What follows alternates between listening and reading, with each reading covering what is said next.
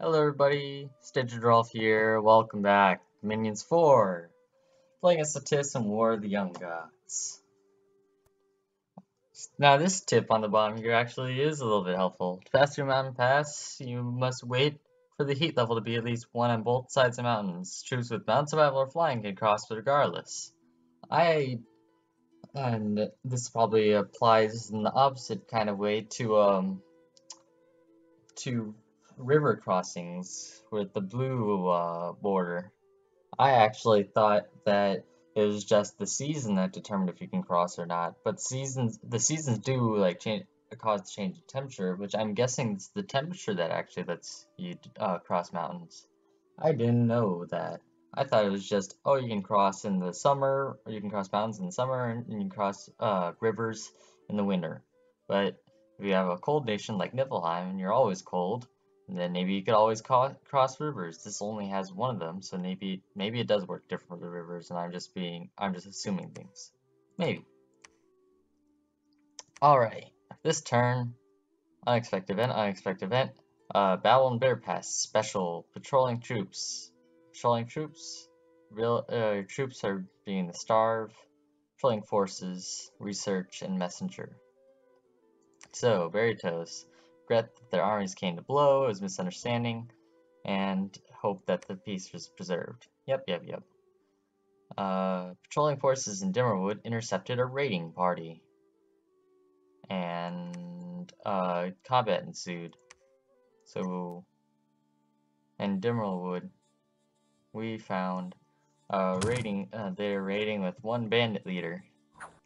And I don't think well actually this is province defense right here. Yeah. Unrest plus 30, misfortune plus 3, and 4 units were cursed in Ravenna. In Bitter Pass, assassination attempt occurred because meddling with dark arts, he's attracted unwanted attention from the Nether, not from actual other nations. At least I believe it's not. I believe it's just a random event. Unfortunately, misfortune. Gotta love it. Ilbret attacked. So thankfully, he's sacred, so he gets blessing, and that gives him magic death weapon.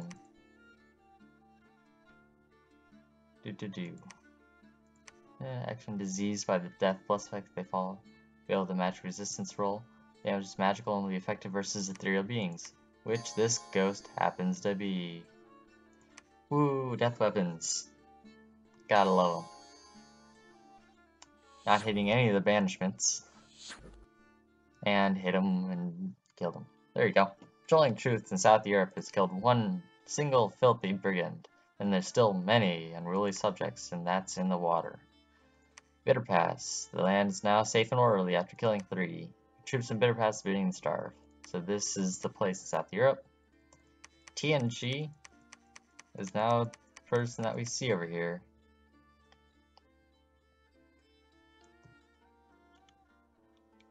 So you still don't see any troops in Larian, so and it's also a boarding province, so we're gonna see how many troops are in there regardless. Like, I'm pretty sure scouts don't show you not invisible, but sneaking units in an area, which only his bandits can sneak. I don't think his Yomi's Bakemonos can sneak. So he's gonna go into High Lizardwood and see if anyone goes from at least not through here. I think this way is, well, actually, these are both mountains, so either way doesn't go. But this one, it looks lower than this one, so he might send it through this way on instinct rather than, send it through here. And it's also connected to both these, so I could send both the armies to here instead of one to here and one to here. Oh, maybe actually that's what he might do. But I think either of these provinces have enough supply. Yeah, these aren't wastes. Why is this? Oh, never mind. I thought I was clicking on this one for a second.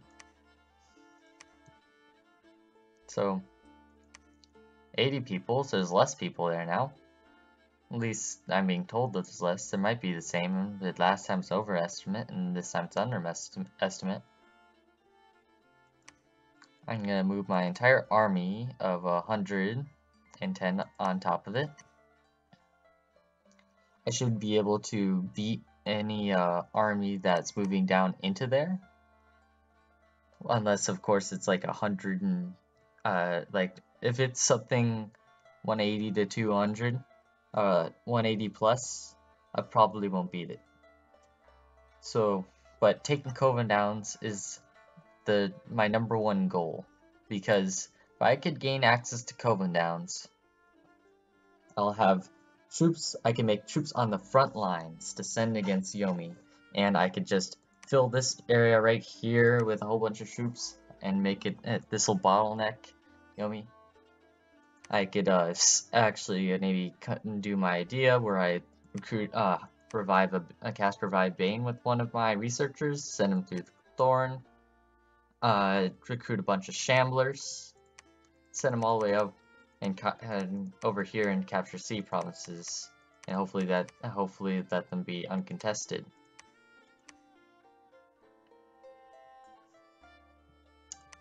So, march into Kovan Downs. Once it is a fort, unless they're patrolling, I do believe that if a different, well actually no, but never mind.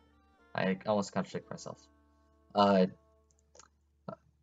When I look at the turn resolution thing, in the order of the things that happen in turn resolution, one of the first few things is, well, maybe it's not first, but like it happens before my troops moving is the important thing. Is that movement through friendly territories happen. So he can move troops into here that he wants to have here before my troops come crashing down Kovan Downs. So if he sends troops into here and the troops that he has in there are about equal strength to my troops, at least equal in numbers, I probably will beat them with my banishers and my heavy infantry. If he has a force right here that's like 100 strong and he has 100 strong force in here, it'll be a very hard battle. Who am I moving backwards? I'm moving Nimbarbe backwards because these troops, there's just priests here, which there needs to be priests. And there's a lizard air. What's Nimbarbe? Why did I send you back? There's no reason to have you anywhere. Well, I guess I'll send you back so that you could let the take the troops off the lizard air, I guess. The lizard air focused on casting spells instead of managing troops, though it doesn't really change focuses. Doesn't do anything, I'm pretty sure. Though, and now he's got another temple here. Gosh darn it. Why do you have to be so influential? Veritas, why do you have to go all the way from here, all the way down to here? Why do you get that much land? That's a lot of land. Like, look at how much land Niflheim's lifting off of. He's just got, like, all the bordering provinces. He might move into here, in which that would actually give Sarmatia a really good claim as to why he's attacking him, because as Sarmatia, I'd claim this entire thing. And maybe this myself. Like, as Sarmatia, I'd claim Hidden Forest because I already own a throne. And he'd probably, if he looked over here and looked at the throne I already have, it's probably Harrowwood. Or this province if he doesn't see the name of it. Alright. So, move all into Kovan Downs. I'll have to retreat to Bitter Pass. In case he has strong forces. Something I don't know is if I can't retreat off of Kovan Downs. I'd have to take the fight. Because I'd be moving through enemy territory to my friendly territory. I think. I don't know. I really don't know. So if I have a force here that's sieging, and he's moves troops in, and then has troops on the way here are still. Alright,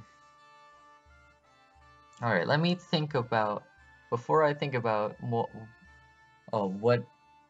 like how things will happen if a certain thing happens. Let's see if Yomi will probably do a certain thing.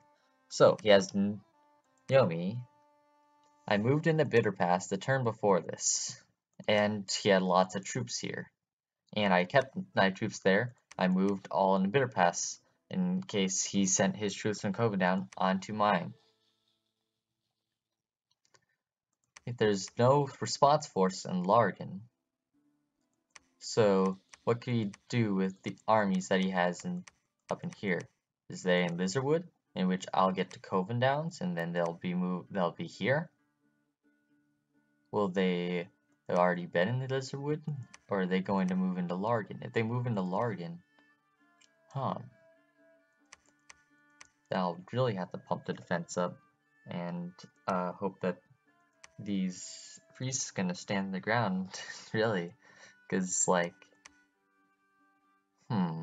probably my priest will have to move back to Longshank, or maybe I could just because I'm gonna keep quite a bit of money relatively my treasury. I'm gonna recruit more Serpent Dancers. I could be recruiting Falchineers, now that I know that they actually make 2 attacks with Falchions. The Serpent Dancers and the Lizard Chariots, especially the Lizard Chariots, are really nice flanking and going even with the Akonis. Mainly this force is one that I want up in the front lines. Still, I don't see any reason to recruit units in here for 4-turn travel time.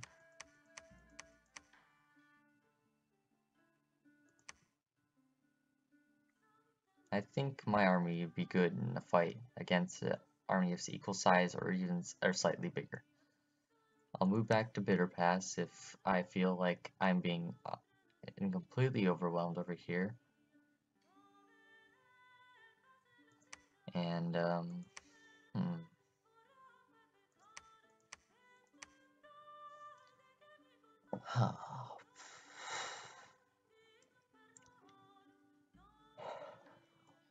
this is real crucial. Like, Covendowns is a fort that I need to recruit troops up near its front, and hopefully in Covendowns I'll be able to recruit archers against their very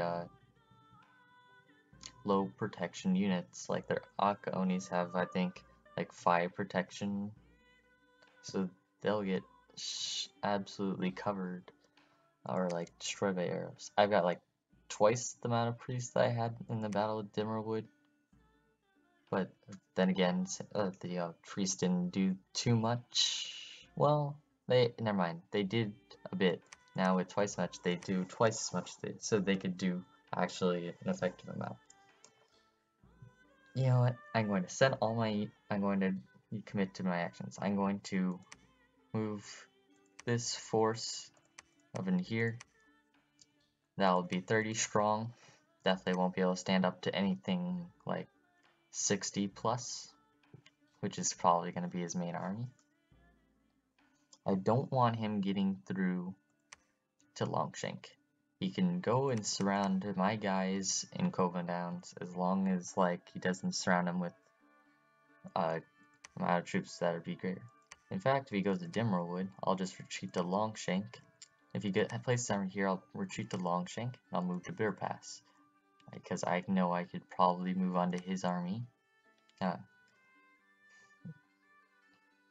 Well, if he captures Dimmerwood, he'll have taken down all 25 of the defense that's here. And the defense is mainly the thing I want to be fighting with.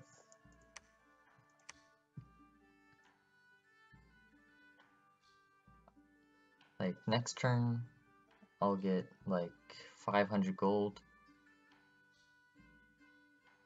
520 gold,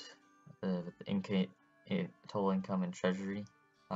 Well, not in treasury, but total income minus upkeep.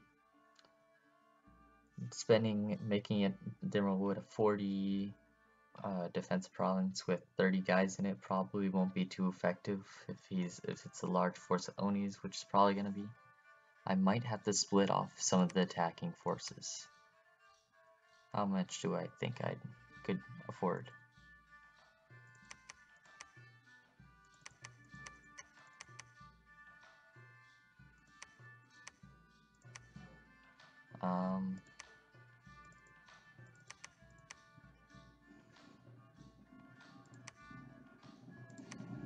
I think I'm gonna have to send like this line back here.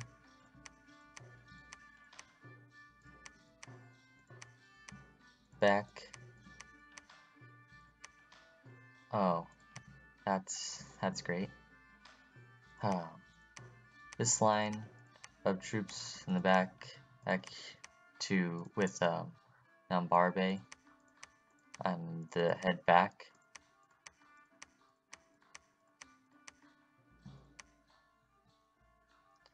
That'll make my troops 80 strong, and that'll make the troops in here 30 plus the one I'm sending back, which will be 20, so 50 plus province defense, which can be increased to, let's say, 80 strong,